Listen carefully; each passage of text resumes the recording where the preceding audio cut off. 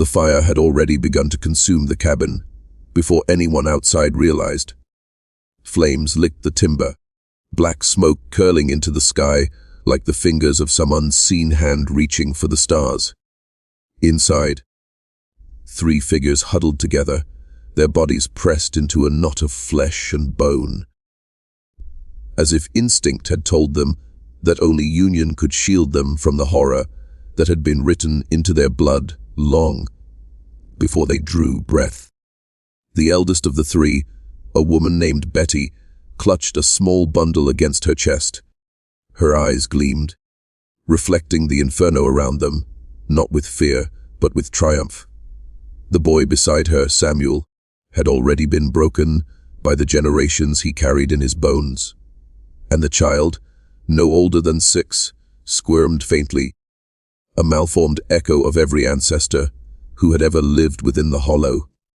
The screams began then, not from the fire, but from inside. The hollow had always been a place of whispered secrets, of children born too close to kin, of families that no stranger could map without losing their mind. But this night, something in the mountains themselves seemed to recoil. Even the wind carried the taste of ash and a promise of blood long kept hidden. Before the dawn, the smoke curled upward and vanished into the grey sky, leaving the ruins smouldering. The townsfolk would later say the smell lingered for days, and some swore they heard faint cries that seemed to rise from the dirt itself. But the fire did not kill the secret. Beneath the floorboards, hidden in the cavity of a worn bedroom, a wooden box lay waiting. Inside were hair, teeth, and small, carefully labeled vials of flesh, relics of the bloodline's impossible geometry. Alongside them, a chart mapped out generations of inbreeding, with names overlapping, looping back into themselves in a pattern that defied logic. And at its center, etched with deliberate care, was Betty's name. She had not been a victim of the hollow. She had been its architect. The dark pulse at the heart of its secret life, turning every taboo into a plan, every instinct into ritual. The hollow remembered her. Families avoided the creek that ran behind her property. Children whispered about a girl whose eyes seemed vacant yet knew too much, and a boy who moved with the careful precision of someone practicing rites he could not name. And yet, even as the adults pretended to look away, the bloodline had already reached beyond the cabin. Generations of silence, isolation, and concentrated heredity had accumulated in one child and one boy, who together had carried the hollow's darkest legacy further than anyone could have imagined. Somewhere in the mountains of West Virginia, beneath the cracked stones and weathered headstones, Betty's story still waits. It waits for the brave, the curious, the foolish. It waits for those willing to trace the twisted lines of kinship that the world above refuses to acknowledge. Which city are you watching from? And what time is it right now? Cane Creek Hollow had always been a place where the sunlight struggled to reach the ground, where fog clung to the hollows like a living thing, and where the mountains themselves seemed to press down on the families that had lived there for generations. Maps made by outsiders showed only empty land, streams that vanished into shadow, and paths that disappeared into the trees. The hollow had been settled nearly a century before, but its isolation was not accidental. The first families had chosen it deliberately, drawn by a promise of privacy, or perhaps by the compulsion of something older, something that whispered in the wind and in the soil, demanding that bloodlines remain untouched. Betty was born into this isolation, a child of parents whose own union had already folded in on itself more than once. By the time she first cried, 5 generations of genetic inheritance had already imprinted themselves upon her bones and mind. Her parents were first cousins, and the family records, though sparse and fragmented, suggest that their parents had been siblings. By the time you tried to trace the lineage further, the documents grew murky, scratched over, intentionally obscured. Some truths had been deemed too dangerous to survive the scrutiny of outsiders. Even as a girl, Betty displayed a presence that unsettled the Hollow. She moved with an almost predatory grace, eyes that seemed to catalogue every detail of her surroundings, and a gaze that lingered too long on her own male relatives. The older women noticed. They whispered among themselves, fingers pressed to lips, knowing that to speak openly would invite disaster. The children learned early to avoid her gaze, yet curiosity drew them in like moths circling a flame. By 14, the whispers hardened into murmurs, and the Hollow began to understand that Betty's behavior was not the fleeting perversity of adolescence. It was a pattern, deliberate and unnerving. Her first pregnancy at 16 was the seed that would grow into a nightmare. The father was her uncle, a man who had been born of the same genetic maze that had shaped her. When Samuel was born, the signs were immediate deformities in the skull, hands twisted in ways that suggested centuries of concentrated heredity, and eyes that seemed to know the thoughts of everyone around him. But to Betty, these were not curses. They were evidence of perfection, proof that the bloodline was advancing toward a state of purity she believed the world above could never understand.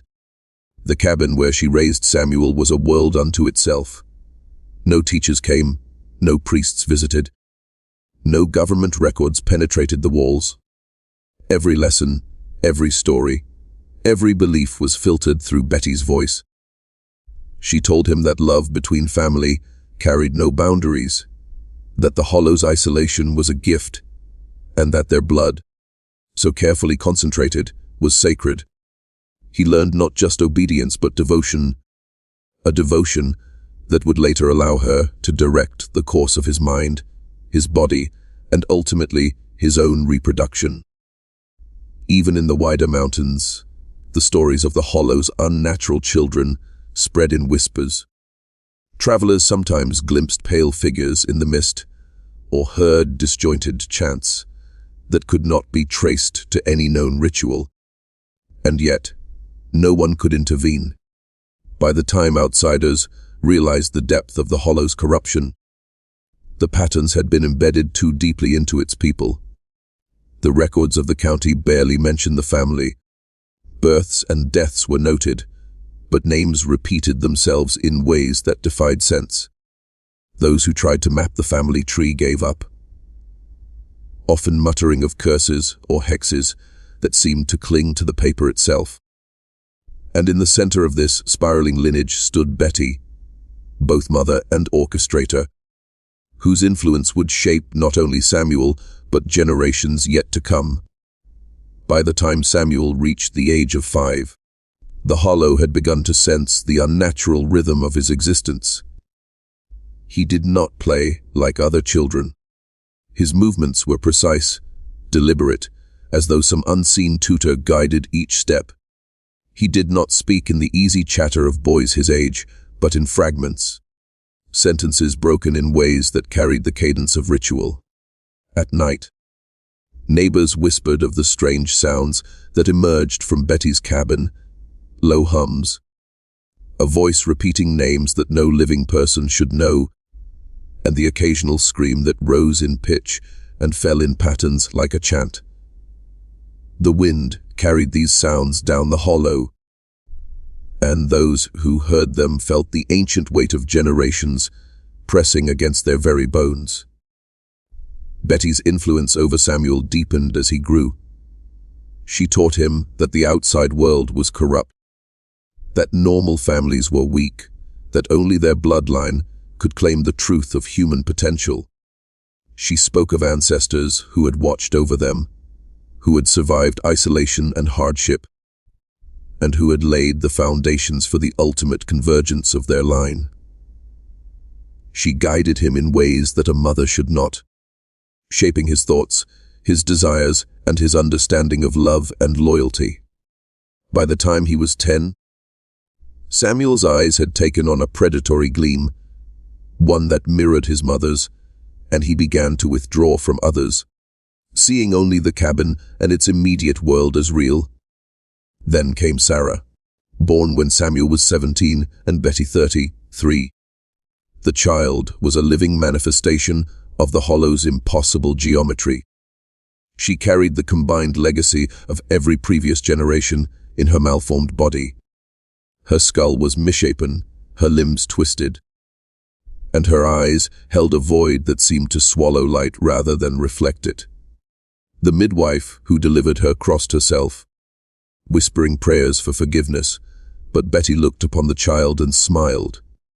In her mind, Sarah was not broken. She was perfect, the culmination of centuries of planning, the vessel through which the bloodline's destiny would continue. As Sarah grew, Betty's rituals intensified.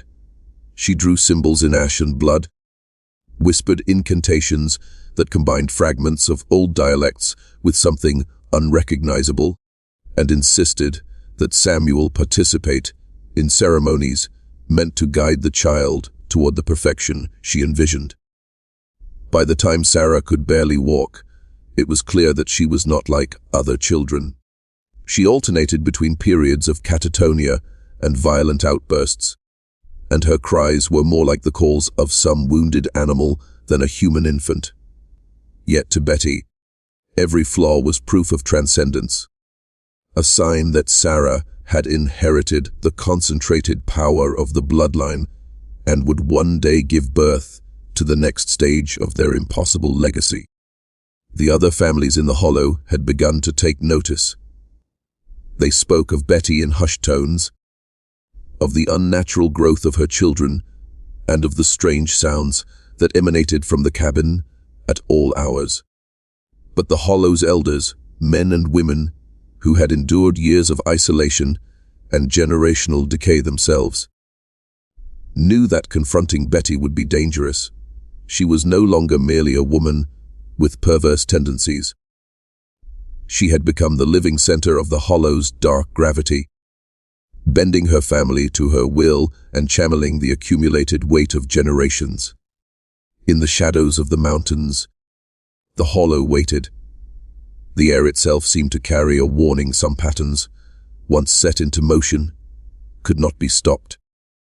And in the heart of Betty's cabin, Samuel and Sarah moved according to a rhythm older than memory, a cadence that would one day bring the consequences of their bloodline crashing down upon the Hollow. By the time Samuel reached 12, the Hollow had become a place of avoidance. Children were forbidden from venturing near Betty's cabin, and adults would take longer routes along the creek to ensure they did not pass her land. But the isolation worked in her favor. Samuel's mind, already malleable from years of whispered lessons, had become wholly intertwined with his mother's designs. He no longer saw the other children of the Hollow as companions, but as intrusions, distractions from the sacred path Betty had laid before him. He learned to move silently, to watch without being seen, to mimic the motions and gestures that Betty demanded as part of her cryptic teachings. The journal Betty kept, hidden within the walls of the cabin, became a chronicle of her descent into obsession. The entries, penned in a hand that trembled with excitement and fear, detailed rituals performed at the edge of night, beneath the light of the moon. She wrote of reciting the names of ancestors who had long since passed, speaking aloud the purpose of the bloodline: preservation, perfection, transcendence. Each ritual involved Samuel, each ceremony a further step in the shaping of a boy who would one day fulfill the ultimate purpose of the lineage. The rituals themselves were grotesque in their meticulousness. Betty would arrange objects she claimed were sacred: bones of animals, shards of glass, dried herbs, and remnants of past births, into patterns that mirrored the family tree. She would chant for hours, often holding Samuel close, instructing him to repeat her words. Sometimes she would cover him in ash. Smear his skin with tinctures, she said, contained the essence of their ancestors, whispering that only by embracing these rites could he become what he was meant to be. Outside the cabin, the hollow began to fracture. Ezekiel, the oldest patriarch still living, watched with unease as the children of other families stopped playing near Betty's property. He saw the twisted gleam in Samuel's eyes and recognized the danger, not just in the boy, but in the woman who had molded him. The men of the hollow whispered of intervention, but the isolation, the fear, and the sheer unpredictability of Betty's will-delayed action. They remembered stories of previous generations who had tried to challenge her and had fallen ill, disappeared, or succumbed to unexplained accidents.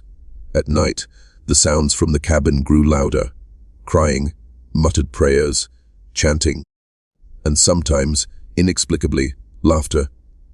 Neighbors reported glimpses of movement through the cabin windows. Figures too large or too small moving, in ways that should have been impossible, shadows stretching unnaturally along the walls. And in the very center of it all, Betty continued to direct Samuel's education in ways no outsider could comprehend. She taught him not only to obey, but to believe, to accept without question that the lines of morality, of kinship, of humanity itself were tools to be shaped by the bloodline's necessity. And then came the turning point, Samuel's 15th birthday. The journal entries of that year are frantic, chaotic, but clear in their implication. Betty wrote of the completion of the circle, of a destiny that had been unfolding for centuries, and of the necessity of the next stage. Her handwriting trembled with a mix of terror and exhilaration, as though she was aware that she was on the brink of a threshold no human had the right to cross, yet believed herself compelled by forces older than the mountains themselves. That winter of 1904, the hollow itself seemed to hold its breath. Samuel was 17, his body now fully grown.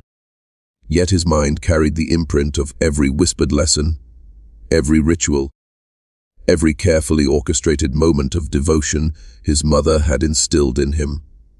The boy had become a vessel, a living repository of the hollow's darkest inheritance. Betty, now 33, prepared for the final act of her unholy design. The journals, now pages thick with fevered handwriting, detail a night in which she referred to Samuel not as her son, but as the culmination of generations, the living embodiment of the bloodline's concentrated power. The act itself, as horrifying as it must have been, was executed with the deliberate calm of someone convinced of her righteousness. Betty wrote of alignment of timing, of the necessity of precision. The hollow, silent and frozen under a blanket of snow, offered no witnesses. The mountains carried only the faint echoes of wind through the trees, masking the unnatural events within the cabin walls. And then, 9 months later, Sarah was born, child, sister, and mother, all tangled within the same impossible knot of blood. Her body was malformed from birth, a grotesque mirror of every twisted generation before her. Limbs bent at odd angles, her skull constricted and elongated, her eyes hollow yet piercing, as if to remind all who saw them that nature itself had been defied. Betty's reaction to Sarah's birth was not horror, but triumph. To her, the child was perfection, the proof that the bloodline had achieved a degree of concentration impossible in ordinary families. Her journal described Sarah as the perfect vessel, a being through whom the next chapters of the hollow's dark legacy could unfold. In Betty's mind, the deformities, the vacant stare, the violent outbursts were not tragedies. They were indicators that the child carried within her the essence of generations, distilled into one form. The Hollow's other families recoiled. Even those accustomed to isolation, to children born with subtle deformities from repeated inbreeding, sensed that Betty had crossed a line. They avoided the creek, altered paths, and whispered of the girl who was not wholly human. Samuel, now a shadow of the boy who had once toddled under Betty's watchful gaze, became increasingly withdrawn. His mind, scarred by the unnatural education he had received, seemed to regress, leaving him trapped in a world constructed entirely by his mother's obsession. The Hollow itself seemed to recognize the imbalance, the unnatural focus of generations funneled into a single line, and tension mounted like a storm yet to break. Betty's obsession grew, unrestrained. She drew symbols over Sarah's small body, reciting incantations from languages long forgotten, blending words of devotion, command, and invocation. Each ritual solidified her belief that the child was destined to give birth to the next stage of their lineage. The very air around the cabin carried a weight of unease, thick with the promise of dark knowledge, whispered curses, and ancestral authority pressed into the bones of the living. And in the Hollow, one man began to speak openly. Ezekiel, patriarch of the oldest family, gathered the remaining adults and proposed intervention. Their warnings, long unheeded, had become urgent. The Hollow itself demanded action. Either the corruption would spread, or it would end violently. The men and women understood that what Betty had created was no longer merely immoral or taboo. It was a danger, a force that might ripple beyond their isolated world if left unchecked. The elders' decision was made under a cloak of fog. In the chill of autumn, when the mountains pressed close and the wind carried the scent of dying leaves, Ezekiel, the oldest among them, declared that Betty must be removed, and with her, the children who embodied the culmination of her obsessive designs. It was a grim verdict, born not of vengeance but of necessity, a recognition that some bloodlines could not be allowed to persist. The families moved cautiously, aware that confrontation carried immense risk. Betty was no ordinary woman. She had become the central axis of the Hollow's darkness, a force shaped by centuries of isolation, obsession, and generational decay. On a morning so thick with fog that the ground itself seemed to vanish, Ezekiel approached the cabin. He carried not a weapon, but the weight of inevitability, the responsibility of a community that had tolerated darkness for too long. Betty, however, was undeterred. She laughed when he spoke, a sound that reverberated like the striking of a bell in the Hollow. Her eyes glimmered with triumph, not fear. She told him that the bloodline was protected by powers beyond understanding, that Sarah's destiny was already written in the bones of the mountains, and that any interference would echo through generations in ways Ezekiel could not imagine.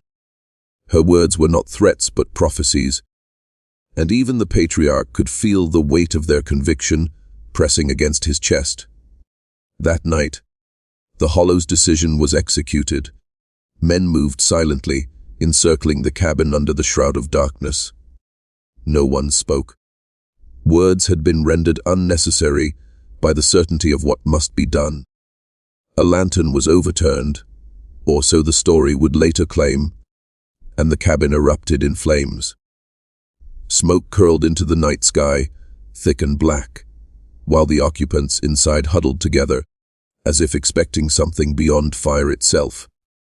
By morning, only the ruins remained, charred timbers crumbling into ash. The faint outlines of 3 bodies visible in the center of the main room. Official records attributed the fire to accident, but the Hollow knew otherwise. Some secrets demanded erasure, and some bloodlines demanded extinction. Yet the secret would not die entirely. Beneath a loose floorboard, a wooden box was discovered, carefully preserved. Inside were relics of the bloodline hair, teeth, and other biological remnants, meticulously catalogued over 5 generations. Alongside them lay a detailed breeding chart, illustrating not only what had occurred, but what Betty had planned for the future. At its center, her name connected every member of the family, evidence of a systematic, deliberate pattern of inbreeding and manipulation. Even in death, Betty's design endured, a blueprint of forbidden knowledge waiting for discovery. The hollow was silent in the aftermath. Families avoided the creek, the cabin's remnants were raised, and children were warned never to speak of what they had glimpsed. Yet the mountains retained memory, carrying whispers of unholy devotion, generational decay, and rituals performed under the eye of the moon. Those who had witnessed the fire could not forget the shape of the cabin, the stillness of the bodies, or the eerie impression that the line of inheritance had not ended, merely paused, waiting for the next chapter to unfold. Decades passed, and the hollow slowly resumed its semblance of normalcy, though the scars remained etched into the minds of its inhabitants. The creek flowed as before, but parents kept children away, and the cabin's ruins were never rebuilt. The mountains seemed quieter, yet in the whispering of the trees and the sighing of the wind, some could still hear the faint echo of chanting, the residue of rituals that had once consumed 3 lives. Stories were told in whispers to children, warnings of curiosity, of meddling with bloodlines that were never meant to mix in ways nature did not intend. It was not until the 1960s that the hollow's buried secrets began to resurface. A researcher, a genealogist fascinated by the hidden histories of Appalachia, arrived seeking records that had long been thought destroyed. In a cabin slated for demolition, she discovered a journal, the one Betty had written in a hand trembling with obsession, recording ceremonies, instructions, and visions that blurred the lines between devotion and madness. The entries revealed not only the incestuous lineage of the family, but the meticulous care with which each generation had been guided toward the ultimate convergence. The genealogist's discovery shocked her to the core. She examined photographs, skeletal remains preserved in family heirlooms, and documents that mapped the tangled family tree. The repetition of names, the overlaps of generations, and the deliberate isolation of the bloodline all pointed to one undeniable truth. Betty had not been merely a mother or caretaker, she had been an architect of genetic destiny. Each act, each ritual, each unnatural union had been carefully orchestrated to produce what she saw as perfection. The hollow had been her canvas, and her family the living paint. Visitors to the hollow in the years that followed reported strange experiences. Some claimed to hear footsteps behind them, where none should exist, or to glimpse figures in the fog that vanished upon approach. Locals avoided speaking openly, fearing that words alone could summon the attention of forces they did not understand. And though the bloodline itself had been largely extinguished by the fire of 1909, its traces lingered in DNA fragments, in journals, and in the landscape itself, a subtle, persistent reminder that some patterns, once set into motion, do not end easily. Sarah, the child of the final, most forbidden union, had disappeared from records. Some whispered she had been taken by relatives hidden from view. Others claimed the mountains themselves had swallowed her. But her existence, real or imagined, became the focal point for stories of warning. That the obsession of one woman had altered the natural course of generations. That the isolation of a single hollow could concentrate both brilliance and horror. And that the weight of unchallenged power could warp the human mind into forms both creative and monstrous. Even the modern genealogist felt it. a chill running through the spine, the oppressive sensation of unseen eyes watching. As she catalogued the documents and artifacts, she noted the meticulous planning in Betty's designs, the obsessive care taken to map out every relationship, and the almost spiritual conviction that the lineage she had cultivated would transcend ordinary humanity. And in the quiet of the mountains, with the fog rolling in like a tide, it was clear some secrets could not be buried, some darkness could not be extinguished, and some bloodlines, however cursed, leave their echo long after the last flame has burned out. By the 1980s, whispers of Betty's bloodline had reached beyond the hollow. Researchers, genealogists, and even amateur historians began piecing together fragments of evidence. Faded photographs, brittle journals, and the wooden box hidden beneath the floorboards. One genealogist, in particular, became obsessed. She traced the names in the chart, compared them to county records, and cross-referenced local tales. What emerged was a pattern so deliberate, so impossible in its precision, that it seemed almost supernatural. Each generation, each union, had been meticulously calculated, the repetitions of kinship forming a lattice of obsession that defied morality, law, and nature itself. Sarah, the child born of the most forbidden convergence, became a symbol of this dark legacy. Though her ultimate fate remained unknown, the genealogist found accounts of people who had glimpsed her, a small figure moving unnaturally in the shadows, eyes hollow yet observing, limbs crooked yet deliberate in motion. Samuel, too, survived the fire, though barely. He lingered in the hollow for a time, a living testament to the corruption that could emerge when obsession and isolation intertwined. Stories told by elders painted him as a shell of the boy he had once been. His mind regressed, yet his actions still guided by the invisible hand of Betty's teachings. The mountains themselves seemed complicit in preserving these stories. Paths that led to the ruins of the cabin remained overgrown, as if nature sought to conceal the evidence of human transgression. Streams twisted unnaturally, and the fog clung thicker than in surrounding hollows. Locals continued to speak of strange cries at night, of glimpses of figures that should not exist, and of the oppressive weight that hung over the creek, where Betty's cabin had stood. Even those with no direct memory of the events sensed the lingering shadow of the bloodline, a subtle reminder that some patterns refuse to die. In cataloging the artifacts, the genealogist uncovered the full scale of Betty's vision. The charts detailed not only the relationships of the living and the dead, but projections, meticulous calculations of what future unions could yield. In her mind, Sarah was the key, the vessel through which the final convergence of the bloodline could occur. Every deformity, every madness, every act of deviance was recorded not as tragedy, but as proof of progress toward an ideal that existed only in Betty's fevered imagination. It was a blueprint of forbidden knowledge, preserved across decades, waiting for someone to follow, or perhaps to repeat. And as the genealogist closed the last journal, a sense of unease settled over her.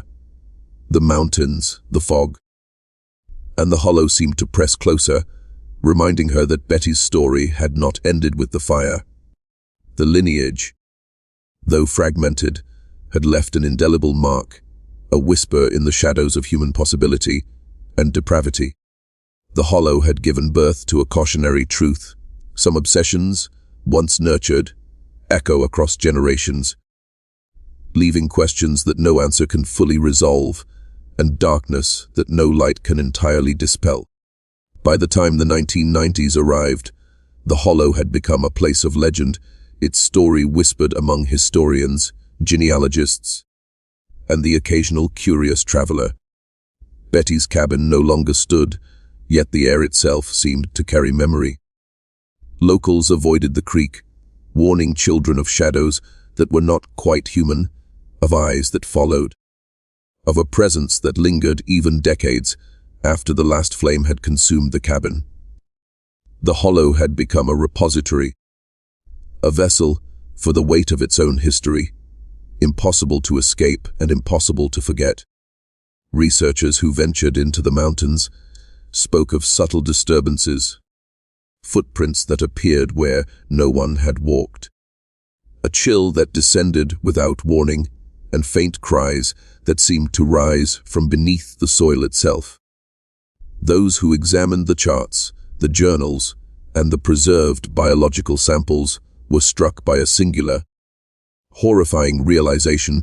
Betty had not simply acted as a mother, a guardian, or even a local aberration. She had operated with the meticulous foresight of someone who saw herself as a steward of something far larger, a force that transcended ordinary morality. Every union, every ritual, every act of cruelty or devotion was part of a calculated, centuries-long plan, one that bent the laws of nature to its purpose.